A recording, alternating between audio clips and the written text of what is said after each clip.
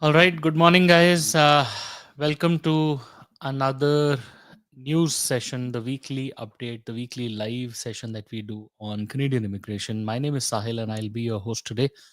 Good morning from Canada, and good evening to people around the world. I hope you all are doing really well. My name is Sahil, and I am a regulated Canadian immigration consultant.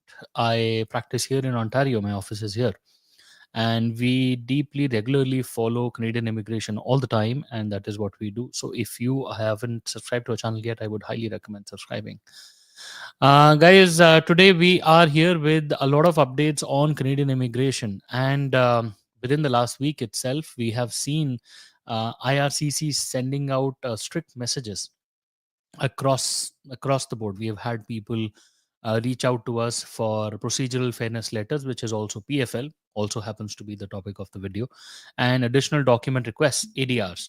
So that particular is a situation where you would receive a letter from IRCC with a deadline as to when they want a reply from you, and those replies can be very, very detrimental to your situation. At the same time, they are very important. If you don't reply to them properly within the right fashion, then they can lead to disastrous outcomes. So today's video, we will talk about PFLs and ADRs. If you have received one, how to avoid one, and also what kind of ADRs and PFLs are going around. So basically, word around the strict processing of IRCC. We will also talk about the latest population survey that happened last month by StatsCan. Also, the drop in the interest in Canadian immigration. So, a lot of people around the globe are choosing not to come to Canada and looking at other provinces or countries. Also, a couple of draws here and there on the PNP last week, along with the latest update on the express entry, the favorite topic for everybody. We will talk about express entry as well, and we will finish off with Ontario processing. Ontario is apparently getting strict, and the new portals also launching. So today's live is going to be interesting, and we will finish off with the Q&A, questions and answers. People who have questions can keep on dropping their comments in the comment section, and we will answer most of them. We'll try to answer most of them within the time limit. Perfect.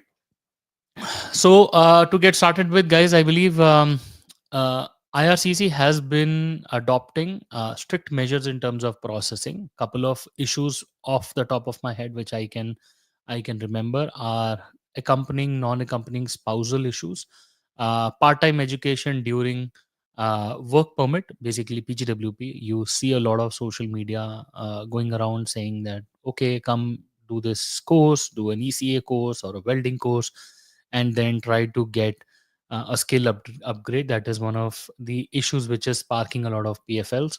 Then choosing the wrong NOC codes, that is also sparking a lot of NOC, PFLs and ADRs. Refusals in your express entry application, because express entry happens to be one of the main um, invitations for permanent residence for Canada. So that is apparently people are not, putting in the right application, choosing the right NOC codes. That is sparking a lot of PFLs. In the last couple of weeks, we have seen a couple of them, and also just about last night, I saw a PFL where IRCC said that we visited your employer's location, and apparently the business is not real. The business is not there in person. There was nobody who was there to attend. IRCC did a lot of checking, and they were not convinced that the employment is genuine. So with all of these things, what we get to know normally is that IRCC has adopted a very, very strict outlook towards processing its files. They are not letting any of those things slip by, which used to be very normal in the past. We all know we've been seeing applications from applicants who've been working overseas. Even that is something that IRCC is not letting slip by. So with all of that, they're raising PFLs and ADRs. Now, whenever you get a PFL and ADR, you have to approach procedural fairness letter or an ADR in a stepwise approach. The steps are very important for you to see how to respond to an ADR or a PFL, right? First, normally, is to get hands on the facts and the documentation and the past applications that you've made to IRCC ever. Like including the first application that you would have ever made about 10 years ago, up until the latest one. You have to get all the forms, all the documents that you've always uploaded, and try to match the information that is correlating to the concern that has been outlined in the procedural fairness letter. So that's usually the first step.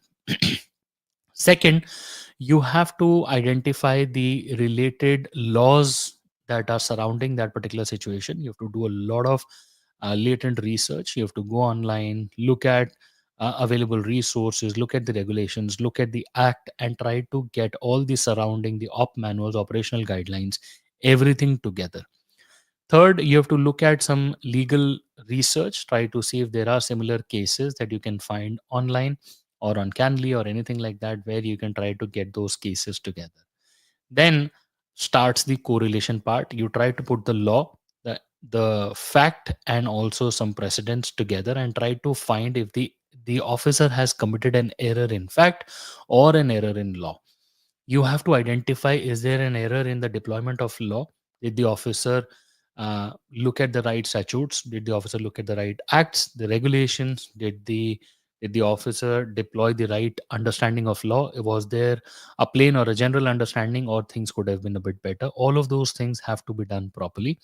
And then, if you need, you get some professional help. Try to always, because these are peculiar situations, any response that you send to IRCC beyond receiving a PFL or an ADR within 7 days, 14 days, 30 days, it could probably be the last point of contact that you would have with IRCC, because beyond that, IRCC would be looking at issuing a decision, which could be positive, negative, could be a misrepresentation ban or anything, right? So you always have to take these PFLs and ADRs very, very seriously. Once you've decided what your reply is going to be, then you have to look at preparing a letter of explanation and collecting the right documents and support. Both of these things are very, very basic towards how you present your case. You always have to go by paragraphs, sub paragraphs, pointed manner, and prepare a letter of explanation, which will be very important and an important part of your submission going forward.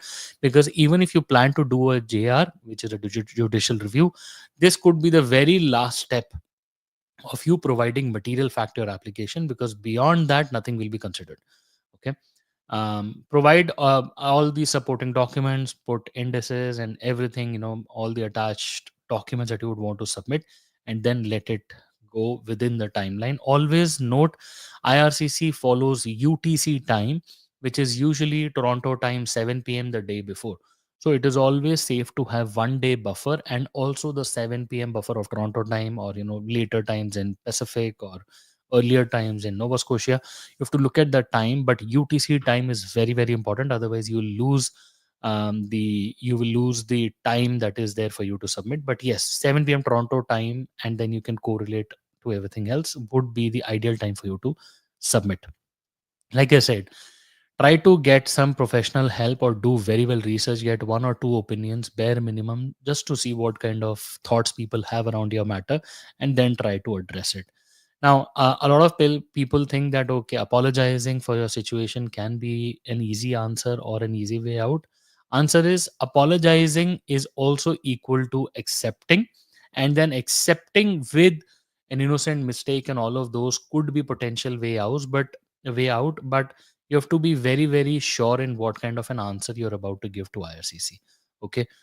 If your answer is not correct, then that can, you know do reciprocal harm to your file as well. So, like I said, prepare your case really well in terms of a PFL or an ADR, and hopefully things go well with you. That is overall how you address a PFL or an ADR.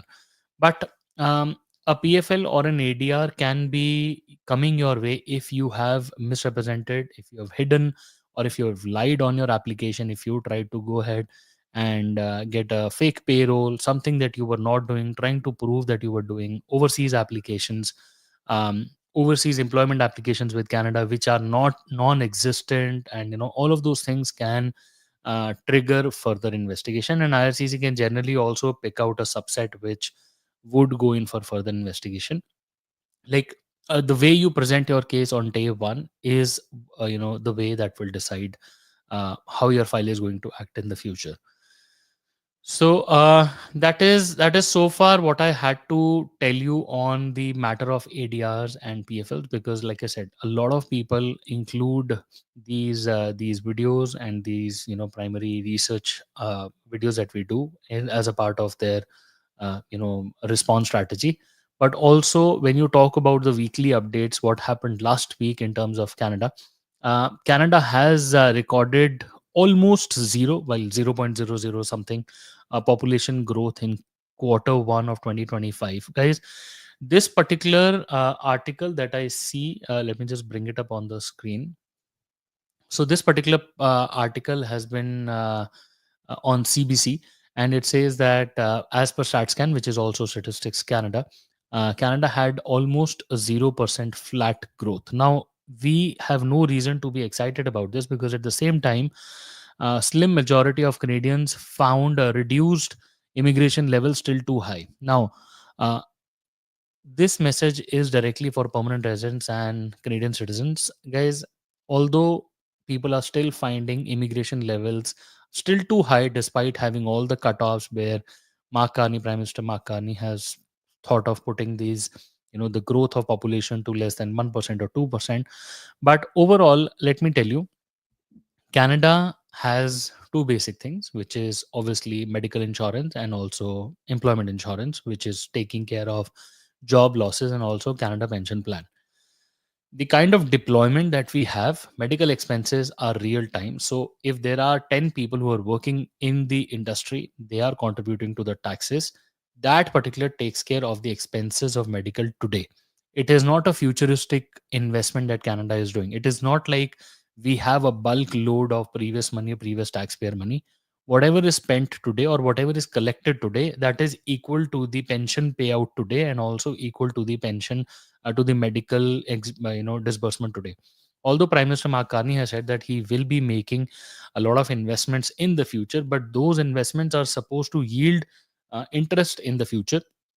And in the next couple of years worth of gap, you have to invest more or collect more, so that the future is secure. Now, for all the existing permanent residents and Canadian citizens, for you guys, whenever you retire or whenever you would require medical insurance or anything like that in the future, if Canada's population continues to decline or continues to remain flat at a 0% growth, which obviously is not what we expect, then there will be fewer people available to contribute towards the pension plan, towards the medical insurance.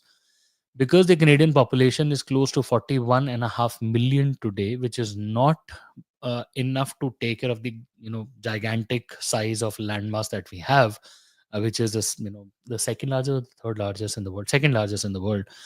For that kind of a landmass, only 41.5 million people is not enough. Then the number of taxes, the number of expenses, the amount of money required to take care of the infrastructure, the phones, the towers, and all of that, the basic services, for that we need more taxpayers.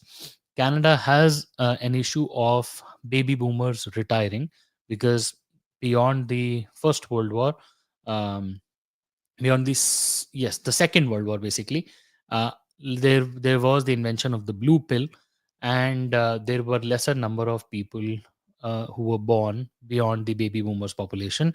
And then at that time, Canada had a slump in the population growth. That means for the next baby boomers retiring, we will have a shortfall of population. Hence the CPP and the medical insurance that you will get, I'm just talking about the direct impact, that will go for a toss. So, for the Canadian economy to sustain, it is imperative that the population grows. And how does a population grow? It either grows by people within, people give birth to children, or grows by bringing in young population from overseas. So it is not a matter of rejoice when we get such things that Canadian population is not growing, because at the end of the day, within Canada, the baby boomer population is aging, and that also is a cause of concern. That means lesser people to work, lesser people to contribute towards taxes, which also is directly correlating. So the 0% population growth is directly correlating to the number of study permit applications, because People who come to Canada on study permits are actually the ones which are better suited to integrate with the Canadian economy. Whenever they come here, they study, they learn, and then they eventually work, contribute to taxes, and then eventually get merged with the Canadian economy.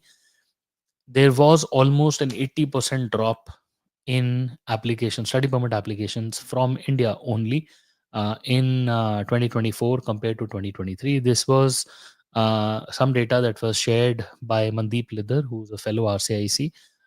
He obtained this information via an ATIP notes, and that was done specifically on the number of study permits.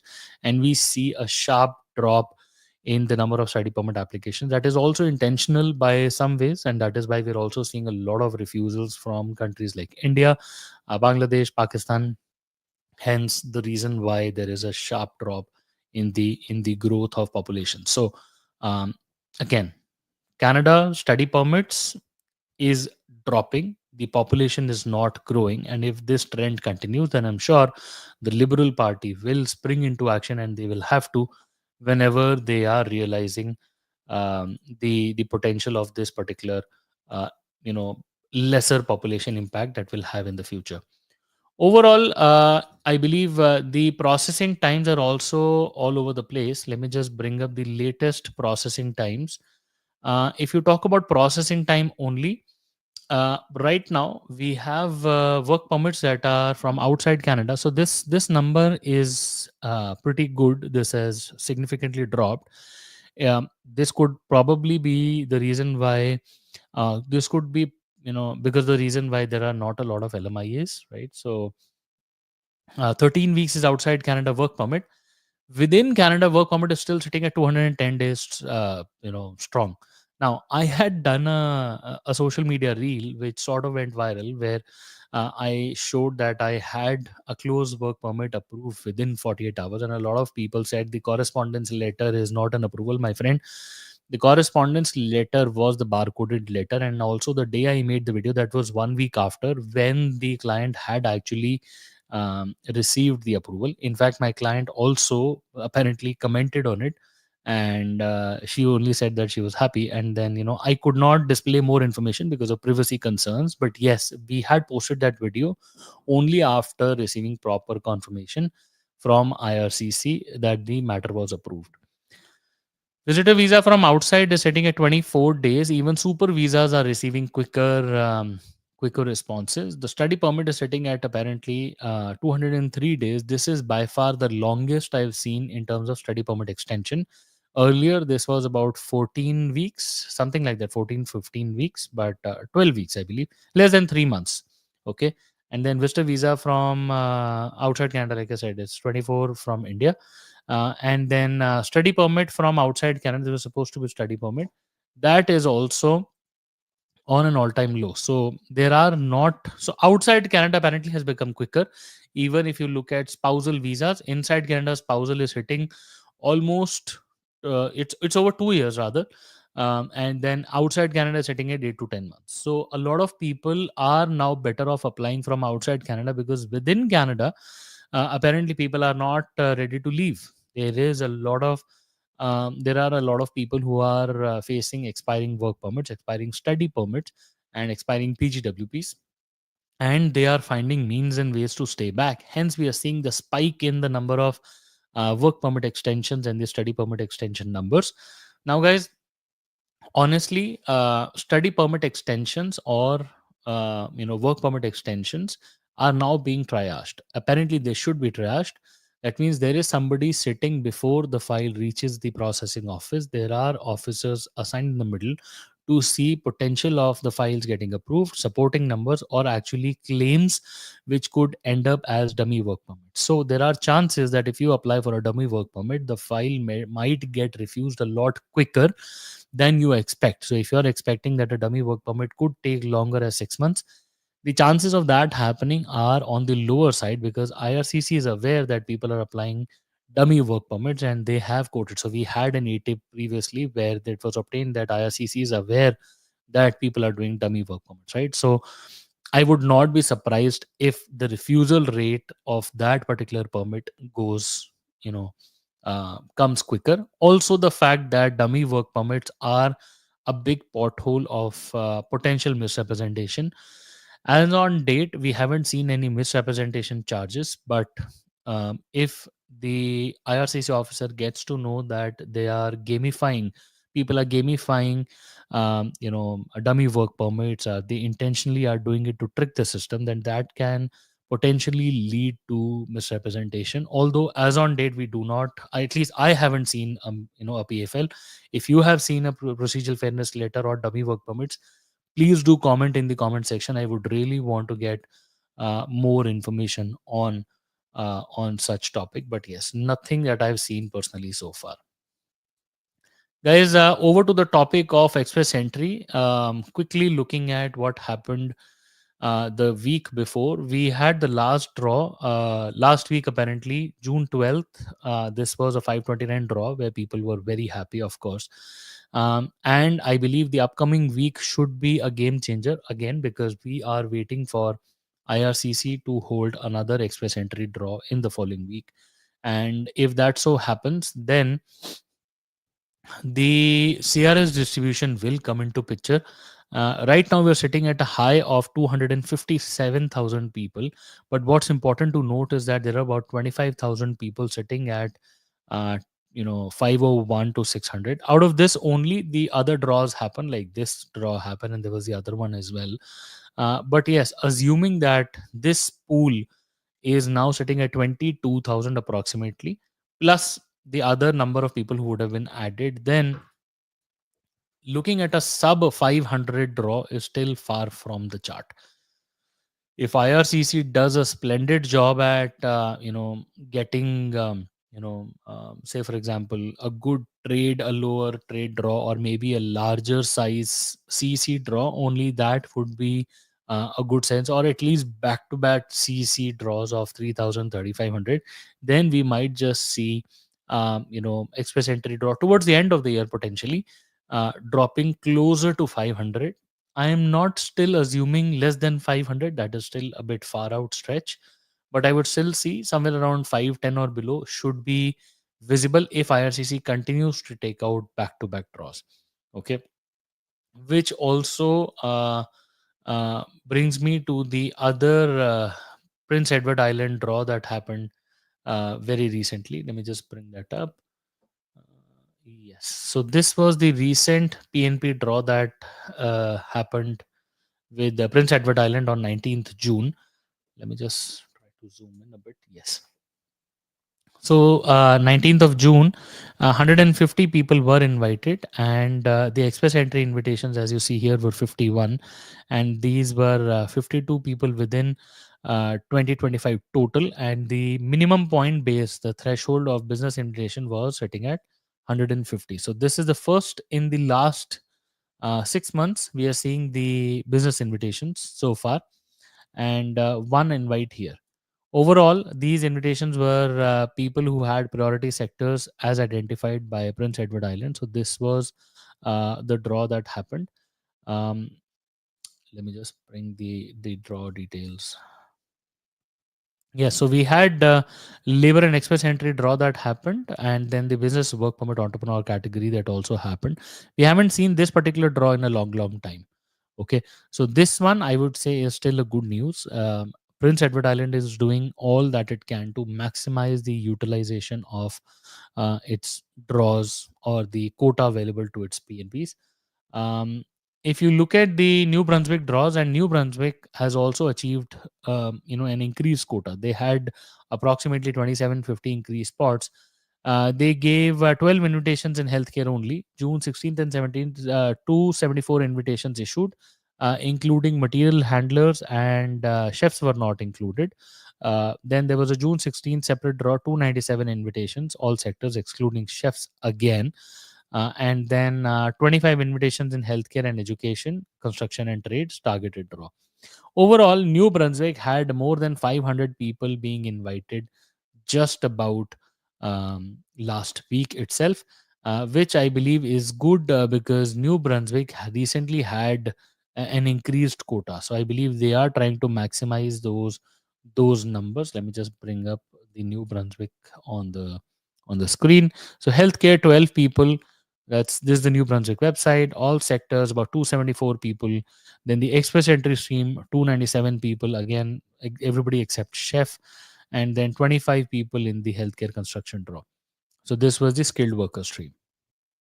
Overall, I believe New Brunswick has also been, lucky in terms of getting an increased quota. They got that with a promise of resettling 400 refugees within Canada, which I believe is a good number.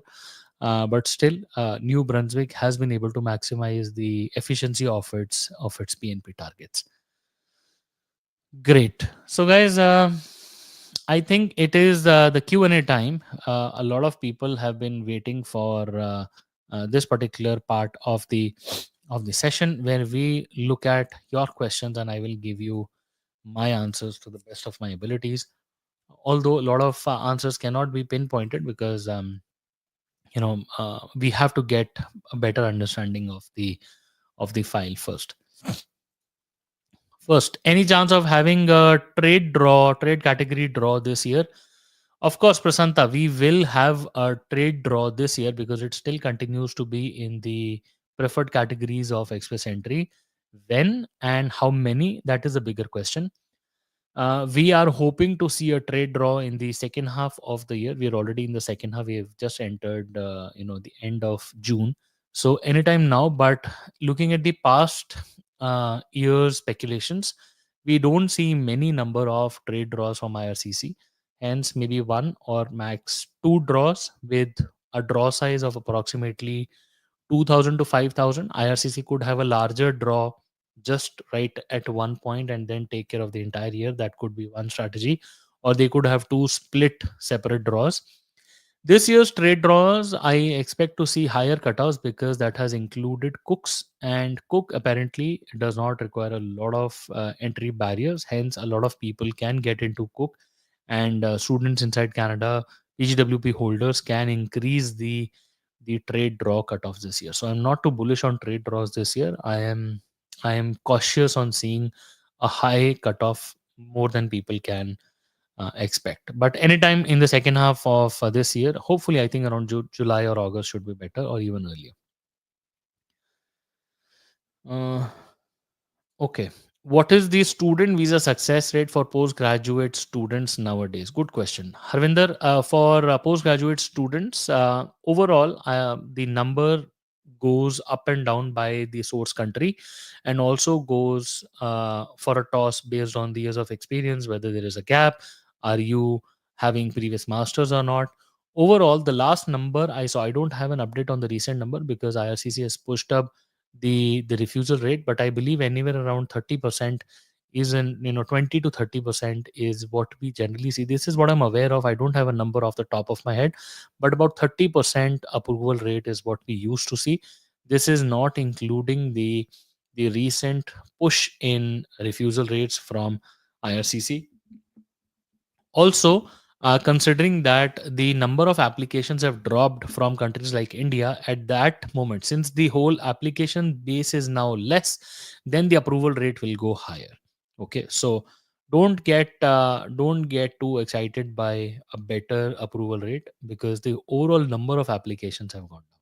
Okay, so with that thought, it is still a good sense for postgraduate students. I believe coming to Canada, the right time to come to Canada right now in the current situation would be coming for a master's degree instead of the earlier thought when people used to do grade 12 in India and then come here for directly a 2-year diploma. That those times are now gone. I believe the right time to come to Canada right now is matching what US does. Come here for masters, and then you might just have a better chance of staying back longer. Also, get some relevant work experience from India, at least in tier 0, 1, 2, 3 category, along with the bachelor's, then come here for masters. That should be the best possible pathway for you.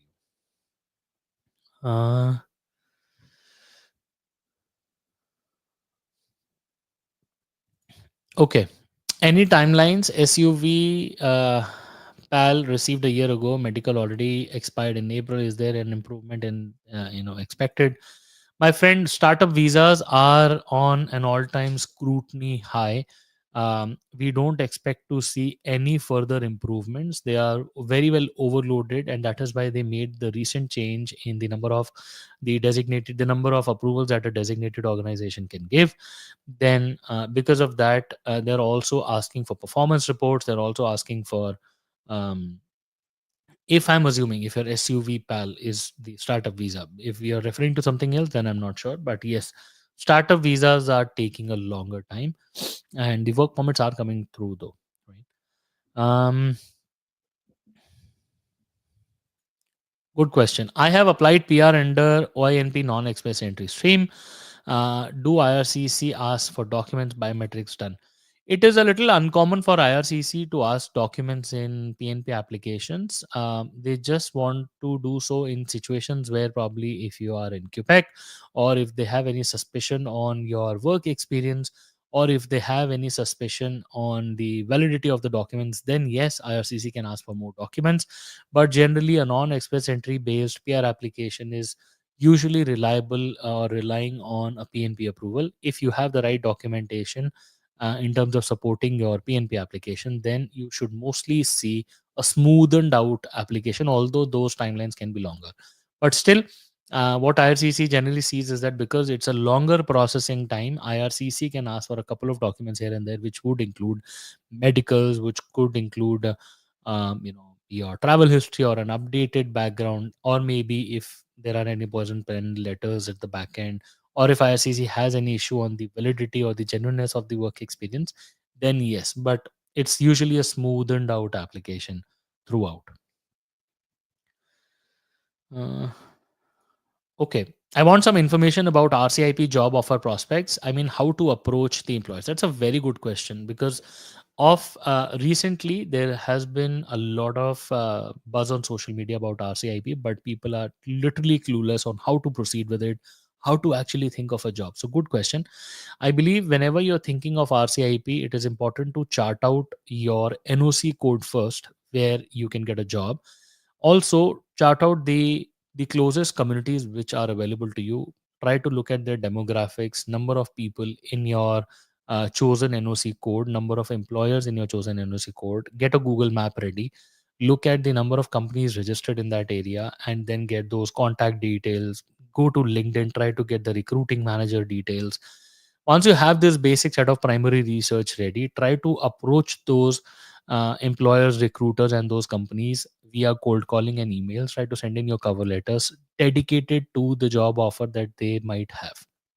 Once you've done that, if you've landed a couple of interviews, then it's the best time is to take a week off from your current situation. Try to visit the place and try to do resume dropping in person, and then get, so the best thing that you have to do, or the main activity that you have to do, is to get foot through the door and get interviews lined up. If you get some interviews, then I think you have a better chance of converting. But make sure that whenever you're going for RCIP, whenever you're demanding a job, do clarify with the employer on two grounds. One, will you support me for RCIP? And then check for the employer's eligibility for getting designated, because these are the two most important things that you would have to do whenever you're going for RCIP. Okay, so primary research first, visit the place for a week, try to go for in person resume dropping, and that is how you would go.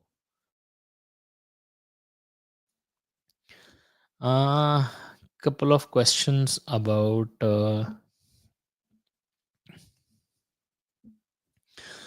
Ashish.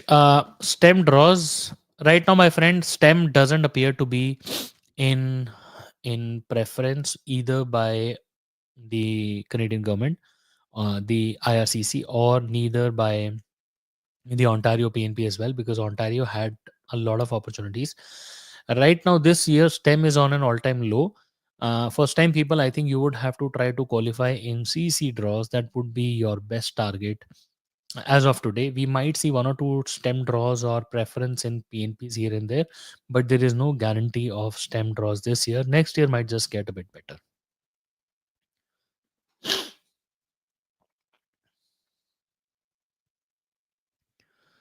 Okay. Okay, according to a recent report by Statistics Canada, Cooks is the second largest NOC code in Express entry. Some even might be fired. Do you think IRCC might exclude Cooks? Subin, yes, I personally understand what you are trying to say. That yes, Cook NOC code is the easiest NOC code to get through. I was a bit surprised when IRCC included Cook in the trade draws. It is a bit easier. The entry barrier is pretty low, and we do have a lot of restaurants, QSRs. We have single restaurants, pizza restaurants within GTA, outside GTA, Vancouver. In fact, everywhere. And Cook NOC code is the easiest. In fact, when employers are also ready to support their employees because they don't want them to leave, right? So they're happily giving letters which could potentially land them into misrepresentation. I am not surprised with this, which could eventually see probably a small trade draw, because not everybody can become a cook and get PR, right? Literally all work permit holders, open work permit holders are gunning for cook NOC code somehow. Um, it is not a preference by the PNPs for sure. As you can see that Prince Edward Island recently held a draw, New Brunswick held a draw excluding chefs. So I would not be surprised if cook gets removed next year from the trade category. And for everybody who's trying to make experiences in that, those people might just be in for a big surprise next year. But let's see. Uh, okay, I believe there was a miss in the question. But yes, ONP job portal Tejal is launching on July the 2nd of 2025, which is just about 2 weeks ago, 2 weeks ahead in time. Right now, later this week, we will see the EOI is getting withdrawn. So don't be surprised if your EOI gets withdrawn. That will be followed by the EOI, no more EOI files being submitted. Then all entire PNP portal will be shut down. And then on July 2nd, they will reopen everything and people can start creating their profiles. Everybody will have to create a new EOI, especially the employer job offer ones. Your employers will have to first make a new job offer, and you can then assign that to your EOI profile, the new one that you will create. So the process will be released soon enough in the first week of July. We will make a dedicated video whenever the process is live. Okay. My friend, if your file was submitted on 3rd November in non-express entry, it is going to take a long time. 6 months is very common. They are not receiving AORs as confirmation from the provinces are pending. All PNP based non-express entry files, they are taking a very long time. What other questions do we have? Okay, good question. My CRS score is 527. My visa and work permit is expiring June 29, 2025. What should I do? My friend, you should wait for an express entry draw. Hopefully, a Canadian experience draw should be around the corner. If you receive that, get your documents ready for express entry, get your PCC ready, and also the other reference letters ready, because as soon as you get a draw, you should submit your file, pay the fees, and the day you get your AOR, that's usually the same day, you can apply for a bridging open work permit. Please note, if you go beyond the expiry of your work permit, you will not be allowed to work if you haven't applied for a bridging open work permit. But you can always apply for a bridging open work permit within 90 days of the expiry of your work permit. So then it is your call whether you want to apply for it beforehand or after. That is something that you'll have to decide. But yes, I will have to look at your situation more personally and then only I can comment. Mm, okay, perfect.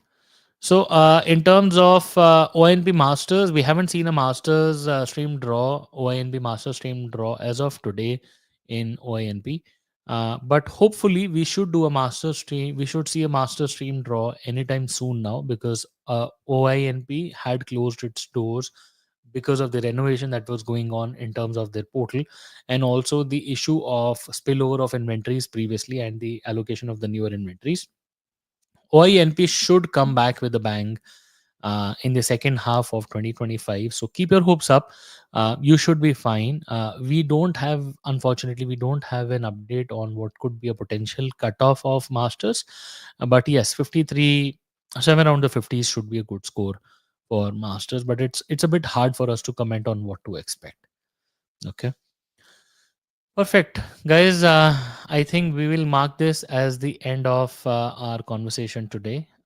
Please do take a note of our details, our communication details on the screen. You can reach out to us if you have any personal questions. We would be more than happy to speak with you. You can book an appointment. Also, if you haven't followed us on social media, please do consider following us on all our social media handles. We do give out regular weekly updates. And also, if you haven't subscribed to the channel yet, I would highly recommend you subscribe to the channel, hit that button, share it with your friends if you are looking for back to back updates on Canadian immigration. Guys, it was lovely chatting with you. Nice meeting you today on a Saturday morning and an evening around the world. Keep you blessed, healthy life, and signing off.